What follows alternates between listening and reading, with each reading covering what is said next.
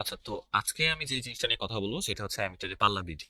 অ্যামিটারের পাল্লা বৃদ্ধি অত্যন্ত গুরুত্বপূর্ণ একটা টপিক, তার কারণ এটা ইন্টারমিডিয়েট সিলেবাসে তো আছে এমনিতেই, যারা এসএসসি এইচএসসি তে পড়তেছি আর যারা হচ্ছে ইন্টার বা হচ্ছে অ্যাডমিশন দিব আর কি সামনে, তো তাদের জন্য ব্যাপারটা গুরুত্বপূর্ণ।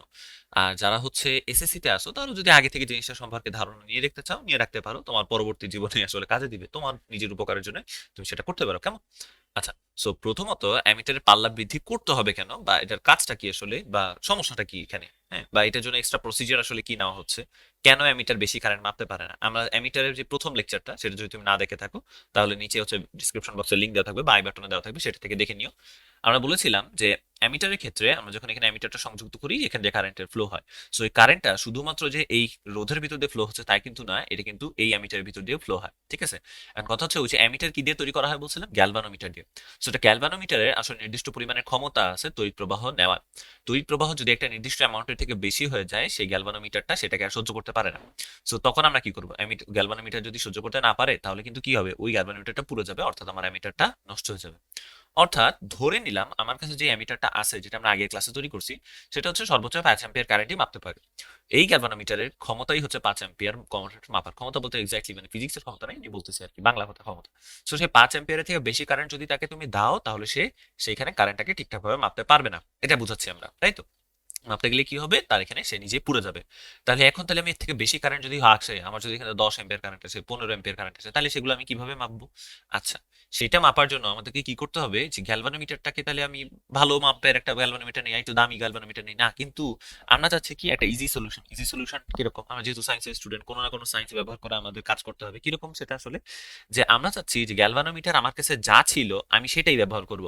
অর্থাৎ অ্যামিটার আমার কাছে আগে যেই যন্ত্রটা ছিল, এখন আমি সেই যন্ত্রটাই ব্যবহার করব, কিন্তু এইটার সাথে আমি কিছু ছোট ছোট পরিবর্তন করার মাধ্যমে আমি চাইলে এর ভিতর দিয়ে আরো বেশি কারেন্ট মাপতে পারি। সেটা কিরকম, সেটা একটু দেখি।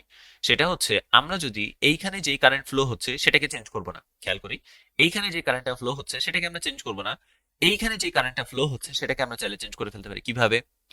সেটা হচ্ছে কারেন্টকে ডাইভার্ট করার মাধ্যমে। ঠিক আছে, কারেন্টকে যদি আমি সাইডে ডাইভার্ট করে দিতে পারি কোনো একটা রাস্তা দিয়ে, তাহলে কারেন্ট ডিভাইডিং এর যে রুলটা ছিল আমাদের, কারেন্ট ডিভাইডিং এর রুলটা আমরা চাইলে অ্যাপ্লাই করে ফেলবো এখানে। কিরকম ভাবে দেখা যাক। সো শুরুতে, আচ্ছা, শুরুতে আমরা যে কাজটা করব, আমার কাছে একটা অ্যামিটার আছে। সেই অ্যামিটারটা হচ্ছে এইরকম দেখতে সুন্দর একটা অ্যামিটার। এখন আমি বলে দিলাম যে এই অ্যামিটারটা যত কারেন্ট মাপতে পারে সেটা হচ্ছে কত, আই কারেন্ট মাপতে পারে। ঠিক আছে, বলে দিলাম সে হচ্ছে আই কারেন্ট সে মাপতে পারে। আই কারেন্টের থেকে বেশি কারেন্ট যদি তুমি তাকে দাও, তাহলে সে সেই কারেন্ট মাপতে পারবে না, এর থেকে বেশি ক্ষমতা বা সামর্থ্য তার নাই কারেন্ট মাপার জন্য, তাই না?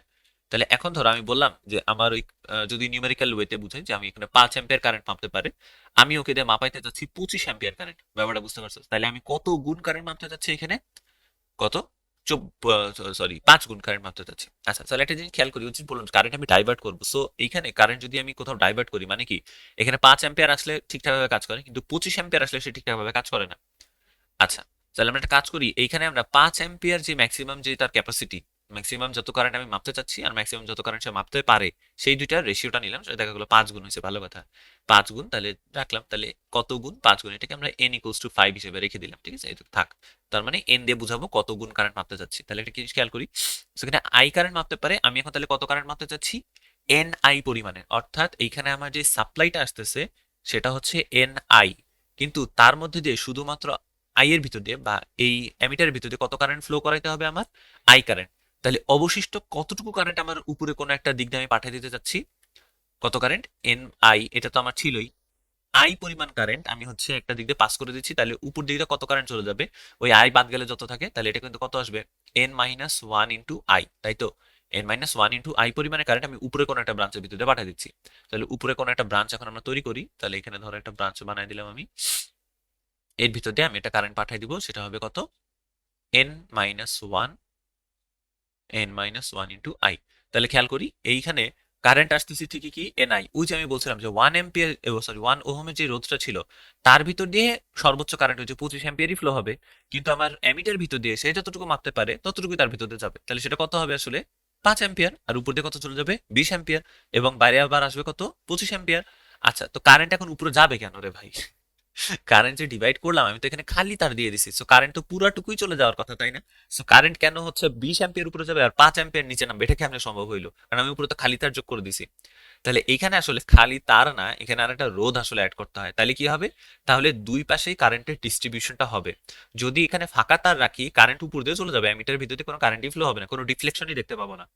আর কিন্তু যদি আমি এখানে ছোট্ট কোনো একটা রোধ অ্যাড করে দিই, ধরো এখানে একটা রোধ দিয়ে দিলাম, তাহলে কি হবে? এখানেও কিছু রোধ আছে, এখানেও কিছু রোধ আছে, কারণ আদর্শ অবস্থায় অ্যামিটারের রোধ জিরো, কিন্তু এটা ছাড়া অ্যামিটারে কিন্তু নিজস্ব কিছু রোধ থাকে, ওই যে গ্যালভানোমিটারের রোধ যেটা, হ্যাঁ, চলকুণ্ডলী গ্যালভানোমিটারের। সো এখানে কিছু রোধ আছে, এখানে কিছু রোধ আছে, তাহলে এই দুইটা রোধ মিলে আসলে কি কারেন্টের ডিস্ট্রিবিউশনটা হবে। এমন ভাবে আমাকে কারেন্টের ডিস্ট্রিবিউশনটা করতে হবে, বা এখানে এমন মাপের একটা আমাকে রোধ বসাইতে হবে যাতে n-1 আই এই পরিমাণে কারেন্টই শুধুমাত্র ফ্লো হয়, আর ওর ভিতর দিয়ে আই কারেন্টই শুধুমাত্র ফ্লো হয়। তাহলে এইখানে যে আমি জিনিসটা যোগ করব সেটা হচ্ছে কিন্তু একটা ছোট রোধ। চিন্তা করি এইখানে 25 অ্যাম্পিয়ার কারেন্ট আসতেছে, তার মধ্যে একটা বড় অংশ আমি উপরের ব্রাঞ্চে পাঠাতে চাই, নিচের ব্রাঞ্চে ছোট অংশ। সো আমার যারা কারেন্ট ডিভাইডিং লয়ের যে ভিডিওটা দেখছো, আই প্রপোর্শনাল টু জি, এই থাম্বনেইল দিয়ে বানানো হয়েছিল, সো ওই ভিডিওটা একটু দেখে আসতে হবে। তাহলে হচ্ছে তোমার জন্য কিন্তু অনেক ইজি হবে এই জিনিসটা বোঝা, যে উপরের ব্রাঞ্চে যেহেতু জি বেশি, তাই উপরের ব্রাঞ্চে দিয়ে কারেন্ট ইজিলি পাস হয়ে যাবে। তার মানে তার কি কম? রোধ কম। জি বেশি, তার মানে তার রেজিস্ট্যান্স কম আছে, পরিবাহিতা বেশি, তার মানে রোধ কম, ভেরি অবভিয়াস। সো এইখানে আসলে একটা ছোট মানে রোধ অ্যাপ্লাই করতে হয়েছে। সো কম্পারেটিভলি একটা জিনিস চিন্তা করো, এইখানে যে রোধ আছে অ্যামিটার, আর ওর মধ্যে যে রোধ আছে সেটাকে আমরা বলতেছি হচ্ছে শান্ট বলে এটাকে মেইনলি। সো এখানে যে রোধটা আছে এটা বলতেছি পরে শান্টের কথা। সো এখানে যে রোধটা আমি অ্যাড করলাম সেটা কিন্তু তুলনামূলক অনেক ছোট, তাই না? কত গুণ ছোট সেটা আমার আপাতত দরকার নাই, আপাতত এটা বুঝলে হলে এখানে যে রোধ আছে সেই মানটা তার তুলনায় অনেক ছোট এখানে যেটা অ্যাড করি। সো শান্টের সংখ্যা এভাবে দেওয়া হয় যে কোনো অ্যামিটারে পাল্লা বৃদ্ধির জন্য যদি অত্যন্ত ক্ষুদ্র মানের রোধ অ্যামিটারের সাথে প্যারালালে সংযুক্ত করা হয় তাহলে তাকে আমরা শান্ট বলি। যে আমরা কিন্তু অ্যামিটারের সাথে কিসে সমান্তরালেই সংযুক্ত করতেছি, কাকে? শান্ট নামে একটা ক্ষুদ্র মানের রোধকে। সো এটার নাম যেহেতু শান্ট, এটাকে সংক্ষেপে এস দিয়ে লেখা হয় আর কি।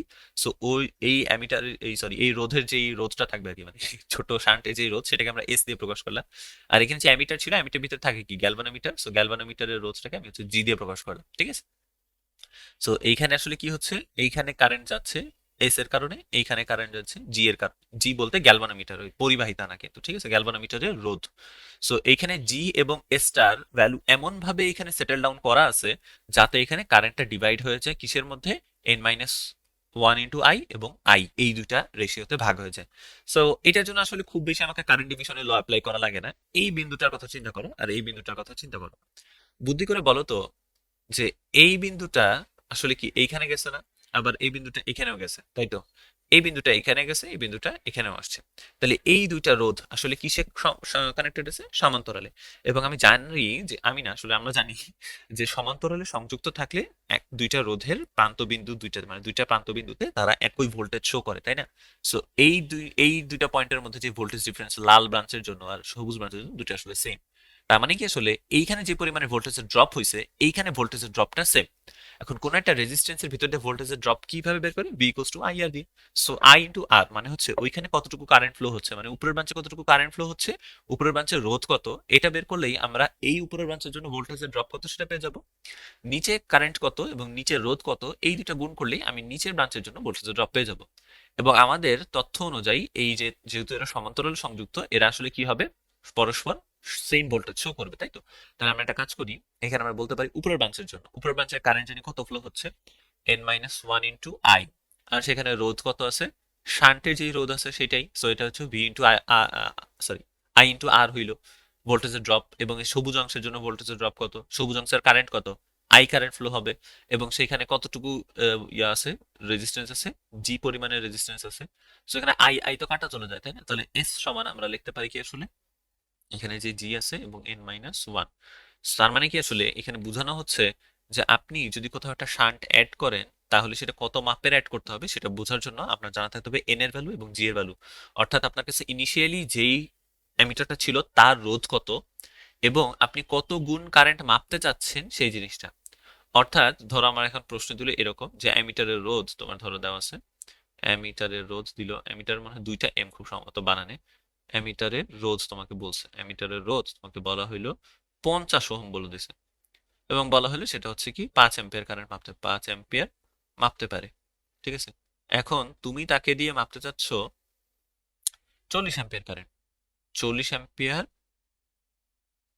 মাপতে চাই। মাপতে চাইলে কি করতে হবে? মাপতে চাইলে কি করব? তাহলে কি করব, অবশ্যই অ্যামিটারে এখানে কি পাল্লা বৃদ্ধি করতেছি, পাল্লা বৃদ্ধি বলতে সে যতটুকু কারেন্ট মাপতে পারতো তার থেকে বেশি কারেন্ট তাকে দিয়ে মাপাচ্ছি, এটাকে আমরা বলতেছি পাল্লা বৃদ্ধি কর।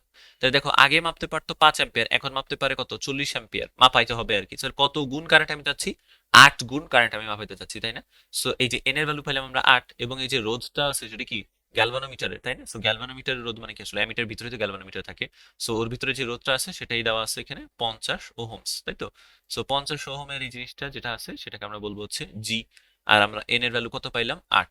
তার মানে আসলে আমাকে কি একটা শান্ট অ্যাড করতে হবে ওই অ্যামিটারের সাথে সমান্তরালে, এবং সেই শান্টে যে মান হবে সেটা আমরা বের করবো এই সূত্রের মাধ্যমে। জি কত 50, এন কত 8, নিচে আছে এটা।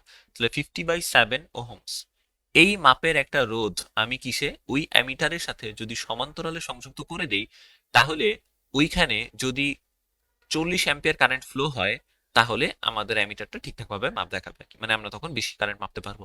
এখন কথা হলো যে আমি তো বুঝলাম যে শান্টের ভ্যালু হইলো এখানে এরকম, কারেন্ট উপর দিয়ে চলে গেল কিছু পরিমাণে, নিচে দিয়ে গেল কিছু পরিমাণে। তাহলে এইখানে অ্যামিটারের ভিতর দিয়ে তো কারেন্ট ফ্লোটা তো, যে আগের এই কাহিনী অনুযায়ী যদি চিন্তা করি, উপর দিয়ে তো ভাই 20 গেল, নিচে দিক থেকে গেলো 5। তাহলে আমি 25 অ্যাম্পিয়ার কারেন্ট মাপলামটা কিভাবে? আমি তো এখানে 5 অ্যাম্পিয়ার কারেন্ট মাপছি, 25 অ্যাম্পিয়ার তো হইলো না, তাই না? আচ্ছা, এইটার জন্য যে কাহিনীটা করতে হয় সেটা হচ্ছে, আমাদের যে অ্যামিটারের যে দাগকাটা ছিল, যে স্কেলটা আমরা তৈরি করছিলাম, সেই স্কেলে কিছু পরিবর্তন করতে হবে। কিরকম? স্কেলটা আমরা নিয়ে আসি, এই যে আমাদের স্কেলটা ছিল, এইটারে কপি করি, ডুপ্লিকেট, কে দুইবার করে ফেলছি কেন? আয় হ্যাঁ, এটা আবার কি করলাম? আচ্ছা, সো এটারে ডুপ্লিকেট করলাম, এটার এবার নিচে নিয়ে আসি, ওয়েট, এই নিচে আয়। কিছু ক্যালিব্রেশন করতে হবে আমাদের। ক্যালিব্রেশনটা কিরকম দেখো, এইখানে আমি যখন এই উপরেরটার কথা চিন্তা করি, এই উপরে 5-এর জায়গায় 25 মাপতেছি, তাহলে এটা যে চিন্তা করো, তুমি যদি 25 অ্যাম্পিয়ার কারেন্ট এখান দিয়ে পাস করে দাও, 25 অ্যাম্পিয়ার কারেন্ট তুমি এখান দিয়ে দিছো, এখান দিয়ে কত অ্যাম্পিয়ার কারেন্ট যাবে? 5 অ্যাম্পিয়ার, তাই না? আর উপর দিয়ে কত যাবে? 20 অ্যাম্পিয়ার। তোমরা নিজেরা একটু চিন্তা করে বলো তো, যদি আমি এখানে 20 অ্যাম্পিয়ার কারেন্ট ফ্লো করে, এখানে যদি 20 সাপ্লাই দেওয়া হয়, তাহলে এইখানে কত কারেন্ট যাবে আর উপরে কত কারেন্ট যাবে? মনে হতে পারে যে ভাই এখানে তো 5 অ্যাম্পিয়ার মাপতে পারে, তাহলে এখান দিয়ে 5 অ্যাম্পিয়ার চলে যাবে আর উপর দিয়ে 15 যাবে। নো, খুব বুঝছা ভাই, তুমি যখন এখানে 20 অ্যাম্পিয়ার কারেন্ট ফ্লো করতেছো, এইখানে 5 অ্যাম্পিয়ার যাওয়ার কোনো কারণই নাই। তার কারণ কি, এইখানে কারেন্ট কিভাবে ডিভাইড হবে সেটা তো নির্ভর করতেছে এইখানে দুইটা রোধের উপর। ওই যে আমরা বলছিলাম যে কারেন্ট ডিভিশন নির্ভর করে কিসের উপরে? পরিবাহিতার উপরে। পরিবাহিতা রোধ মোটামুটি একই। সো পরিবাহিতা রোধের ব্যস্ত অনুপাতে কারেন্ট ডিভাইড হয়। সো এখানে কতটুকু কারেন্ট ডিভাইড হবে কি অনুপাতে, সেটা কিন্তু এই এস এবং জি থেকে বোঝা যায়। এবং আসলে তোমরা একটু নিজেরা যদি ম্যাথস, ওই যে কারেন্ট ডিভাইডিং লটা যদি আমরা ঠিকভাবে দেখে থাকো, বুঝে থাকো, তাহলে বুঝবা যে এইখানে তুমি দুইটা রোধ নিয়ে তারপরে হচ্ছে ম্যাথটা করে দেখো আর কি, তাহলে বুঝে ফেলবা যে এইখানে মানে যে কোনো দুইটা আরবিটারি রোধ নিয়ে আর কি বানায়, যে 5 অ্যাম্পিয়ার মাপার জন্য জি কত হইতে হয় আর এস কত হইতে হয়। জি এর যে কোনো একটা ভ্যালু ধরে নিবা, তোমার 5 গুণ কারেন্ট মাপতে কতটুকু এস সংযুক্ত করতে হয় সেটা মাপবা, সেটা নিবা আর কি, এখানে এস বসাই দিবা, তারপরে এখান থেকে কারেন্টের ভ্যালু চিন্তা করবা যে 20 অ্যাম্পিয়ার যদি আমি সাপ্লাই করি, তাহলে দেখবা এর ভিতরে যাচ্ছে 4 অ্যাম্পিয়ার আর উপরে যাচ্ছে 16 অ্যাম্পিয়ার। ঠিক আছে? তাহলে কি হলো, 20 অ্যাম্পিয়ার দিলে এখান দিয়ে পাশে কত 4, ওখান দিয়ে পাশে কত 16। যদি তুমি 15 অ্যাম্পিয়ার কারেন্ট দাও, তাহলে ওর ভিতর দিয়ে পাস করবে কিন্তু 3 অ্যাম্পিয়ার, আর ওর ভিতর দিয়ে পাস করবে কিন্তু দেখবা তখন 12 অ্যাম্পিয়ার। যদি তুমি 10 অ্যাম্পিয়ার কারেন্ট দাও, তাহলে ওর ভিতর দিয়ে পাস করবে 2 অ্যাম্পিয়ার, ওর ভিতর দিয়ে পাস করবে 8 অ্যাম্পিয়ার। তাহলে দেখতেছো বারবার এখানে কি রেশিও মেনটেন করতেছে, এইখানে যেই কারেন্টের যে অনুপাতটা আছে সেটা কিন্তু একটা আরেকটা 4 গুণ হচ্ছে সবসময়। কেন 4 গুণ হচ্ছে, ওইটা যদি আমার কারেন্ট ডিভিশনের ল তুমি দেখে থাকো, ভালোভাবে বুঝতে থাকো, তাহলে কিন্তু নিজেই বুঝতে পারতেছো হয়তো। সো এইখানে আসলে কত হবে, বারবার দেখা যাবে একটা আরেকটা 4 গুণ হচ্ছে কারেন্টের রেশিওটা আর কি। হ্যাঁ, কারণ হচ্ছে কি, ওই যে রোধের অনুপাতে হয় বা জি এর অনুপাতে হয়, জিটা দেখা যাবে বারবার কি একটা একটা যদি 4 গুণ হয়, তাহলে নিশ্চয়ই বারবার কি হবে, চার মানে 1:4 রেশিওতেই ভাগ হবে, ভেরি অবভিয়াসলি। আচ্ছা, সেটা ব্যাপার না। কথা হচ্ছে যে তাইলে আমার এখানে, তাহলে আমি তো এখান থেকে 5 অ্যাম্পিয়ার শো করতেছে, তাই না? সো 5 অ্যাম্পিয়ার শো করলে আমরা কিন্তু হিসাব করে বলতে পারি, ব্যাক ক্যালকুলেশন করে, অর্থাৎ অ্যামিটারের ভিতরে যদি আমি কোথাও দেখতে পাই 5 অ্যাম্পিয়ার কারেন্ট ফ্লো হচ্ছে, আমি ব্যাক ক্যালকুলেশন করে বের করতে পারবো আসলে মূলত সেখানে কারেন্টের যে সাপ্লাইটা ছিল সেটা হচ্ছে 25 অ্যাম্পিয়ার। ওই এবং ওই যে বাইরে রোধটা ছিল, সেই রোধের মধ্যে দিয়ে প্রবাহিত যে তড়িৎটা সেটাও কিন্তু 25 অ্যাম্পিয়ার। অর্থাৎ এইখানে কতটুকু কারেন্ট ফ্লো হচ্ছে সেটা থেকে আমি ব্যাক ক্যালকুলেশন করে এইখানে কারেন্টটা বের করে ফেলতে পারি। সো আমি যদি বলি এখানে 3 অ্যাম্পিয়ার কারেন্ট ফ্লো হচ্ছে, তুমি ব্যাক ক্যালকুলেশন করে বের করতে পারবা কিন্তু যে এখানে আসলে 15 অ্যাম্পিয়ার কারেন্টের সাপ্লাই দেওয়া হয়েছিল আসলে। ঠিক আছে? তার মানে কোথাও যদি 25 দেখায়, মানে সরি, কোথাও যদি 5 অ্যাম্পিয়ার দেখায়, তার মানে সেটা এখন আসলে নির্দেশ করবে, মানে সে কিন্তু ডিফ্লেকশন 5 পর্যন্ত এমনি দিবে, কিন্তু অ্যাকচুয়ালি ওই রোধের ভিতর দিয়ে কত কারেন্ট ফ্লো হচ্ছে, তখন কিন্তু আমরা এখানে এই 5 কেটে আমরা তখন বসে দিব 25 অ্যাম্পিয়ার। তার মানে আমাদের ব্যাপারটা কি বুঝাচ্ছে, আসলে অ্যামিটারের ভিতর দিয়ে কারেন্ট ফ্লো হবে 5 অ্যাম্পিয়ার, ঠিক আছে, কিন্তু রোধের ভিতর দিয়ে যে বাইরে যে রোধটা ছিল তার ভিতর দিয়ে প্রবাহিত কারেন্ট কিন্তু 25 অ্যাম্পিয়ার। আবার তোমার যদি কোথাও তুমি 4 অ্যাম্পিয়ার পাঠ পাও, তার মানে ওই রোধের বাইরে রোধের ভিতর দিয়ে কারেন্ট ফ্লো হচ্ছে 20 অ্যাম্পিয়ার। 3 অ্যাম্পিয়ার ফ্লো পাইলে সেটা নির্দেশ করবে বাইরের রোধের ভিতর দিয়ে কারেন্ট ফ্লো হচ্ছে 15 অ্যাম্পিয়ার। আচ্ছা, তাহলে এখন বুদ্ধি করে বলো তো, যদি কোথাও আহ যদি কোথাও ধরো তুমি পাইলে হচ্ছে 3.5 অ্যাম্পিয়ার কারেন্ট পাইছো, তুমি ধরো রিফ্লেকশনটা এখানে হয়েছে, তাহলে কি বুঝবো? তার মানে কি এই 15 এবং 20-এর মাঝামাঝি কোনো একটা জায়গায় হচ্ছে যে কারেন্ট আছে সেটা ফ্লো হয়েছে কোথায়, ওই বাইরের রোধের মধ্যে দিয়ে, তাই না? এবং সেটা কত, 15 আর 20-এর মধ্যে 17.5। তার মানে এইখানে কোথাও যদি থাকে কোনো একটা যদি পয়েন্টে দেখায়, তার মানে বুঝতে হবে সেখানে হচ্ছে 17.5 অ্যাম্পিয়ারের কারেন্ট সে মাপতেছে আর কি, তাই না? আচ্ছা, যদি কোথাও আড়াই দেখায় তাহলে সেটা কত বুঝবো? তাহলে চিন্তা করো 2 এর জন্য আসলে কত, সেটা বাইরে ক্যালকুলেশন করে 10 অ্যাম্পিয়ার। তাহলে যদি আড়াই দেখি আর কি, মানে এই মাঝামাঝি কোনো একটা পয়েন্ট দেখি, তাহলে বুঝতে হবে কত কারেন্ট ফ্লো হচ্ছে সেখানে, 12.5 অ্যাম্পিয়ার, তাই তো? ঠিক একইভাবে এখানে যদি থাকে তাহলে সেটা 7.5। 1 অ্যাম্পিয়ার যদি থাকে তাহলে সেটা কত, 5 অ্যাম্পিয়ার, মানে অ্যাকচুয়ালি 5 অ্যাম্পিয়ার আর কি। সো এইভাবে হচ্ছে আমাদের পুরো যন্ত্রটা এই অংশটুকু মুছে ফেলে আমরা তখন নতুন এই পয়েন্টগুলো বসাই, অর্থাৎ তখন দাগ থাকে 0, 5, 10, 15, তারপরে 20, 25 এরকম। আচ্ছা, তাহলে তো আমাদের কাজ হয়ে গেল। এখন আমরা বুঝলাম আসলে যে কারেন্টটা আসলে কিভাবে ফ্লো হয় এবং অ্যামিটারটাকে আমরা কিভাবে নতুন করে তৈরি করি। কিন্তু এটার একটা ড্রব্যাক আছে, দেখো তো খেয়াল করতে পারছো কিনা। তোমাকে যদি এখন আমি জিজ্ঞেস করি যে ভাই, এইটাতে 2 অ্যাম্পিয়ার কারেন্ট, এটা আমি কিভাবে বুঝবো? ট্রিক কোশ্চেন এই জায়গায়, এইখানে কোথাও যদি 2 অ্যাম্পিয়ার মানে বাইরে যদি 2 অ্যাম্পিয়ার কারেন্ট ফ্লো হয়, তাহলে তুমি এটা কিভাবে বুঝবা? তাহলে অরিজিনালি অ্যামিটারের ভিতর দিয়ে কারেন্টের ফ্লোটা তখন কত চিন্তা করছো? অ্যামিটারের ভিতর দিয়ে তখন অরিজিনাল কারেন্টের ফ্লো কিন্তু অনেক কম, 5 ভাগের 1 ভাগ হয়ে যাবে, তাই না? 2 এর 5 ভাগের 1 ভাগ কত হয়, 0.4। তার মানে আসলে কি কারেন্টটা তখন এইখানে কোনো একটা জায়গায় থাকবে, এই 0.5 অর্ধেকের কোনো একটা জায়গায়, অর্থাৎ এইরকম কোন একটা জায়গায়, অর্থাৎ সেখানে আমরা দেখতে পাবো যে 2 অ্যাম্পিয়ার কারেন্ট ফ্লো হচ্ছে। মানে ব্যাপারটা আসলে হইলো কি, মানে সমস্যাটা কি হইলো, তাহলে চিন্তা করতে পারছো যে তুমি এখানে বেশি পরিমাণে কারেন্ট মাপতে পারতেছো, ঠিক আছে, কিন্তু তোমার এখানে প্রিসিশনটা অনেক কমে গেছে। প্রিসিশন বলতে তুমি সব থেকে ক্ষুদ্র নিখুঁতভাবে যে কারেন্টটা মাপতে পারো সেটাকে আমি ধরো প্রিসিশন বলতেছি। এটা কিন্তু মোটামুটি ভাবে আসলে তোমার হইতে পারে, সেটা কিন্তু খুব বেশি না। তুমি হচ্ছে 5 অ্যাম্পিয়ার, তারপরে 10 অ্যাম্পিয়ার, 12.5 অ্যাম্পিয়ার, অর্থাৎ ঠিক মাঝামাঝি পজিশন গুলা, এই পয়েন্ট গুলা হচ্ছে তুমি ঠিকঠাক ভাবে মাপতে পারো। কিন্তু এক্স্যাক্টলি এটাকে বিভিন্ন ভাগে ভাগ করতে, এখন তোমাকে যদি আমি জিজ্ঞেস করি 16 অ্যাম্পিয়ার কারেন্ট কই আছে বলো তো, 16 অ্যাম্পিয়ার কিন্তু এইটাকে এই অংশটুকুকে 5 ভাগে ভাগ করে তারপরে 1 ভাগ নিতে হবে, তারপরে তুমি 16 পাবা। অর্থাৎ বুঝতে পারছি যে এইখানে তোমার প্রিসিশনটা কমে গেছে, কিন্তু তুমি বেশি কারেন্ট মাপতে পারতেছো। ওই যে তুমি যদি টাকা খরচ করতে না চাও, তুমি যদি গ্যালভানোমিটারকে উন্নত না করো, তাহলে স্বাভাবিকভাবেই তোমার তো কিছু শর্টকামিংস তো থাকবে। সেই শর্টকামিংটা হচ্ছে এইটা, যে তোমার দেখা যাবে সেখানে হচ্ছে তুমি কম পরিমাণে কারেন্ট মাপতে পারতেছো, মানে সরি, মানে কম প্রিসিশনে মাপতে পারতেছো, তোমার প্রিসিশনটা বাড়াইতে হয়েছে। প্রিসিশন বাড়ানো বলতে বোঝানো হচ্ছে যে বড় একক মাপতে হচ্ছে আর কি, তোমাকে বড় গুণিতকে মাপতে হচ্ছে, এটা।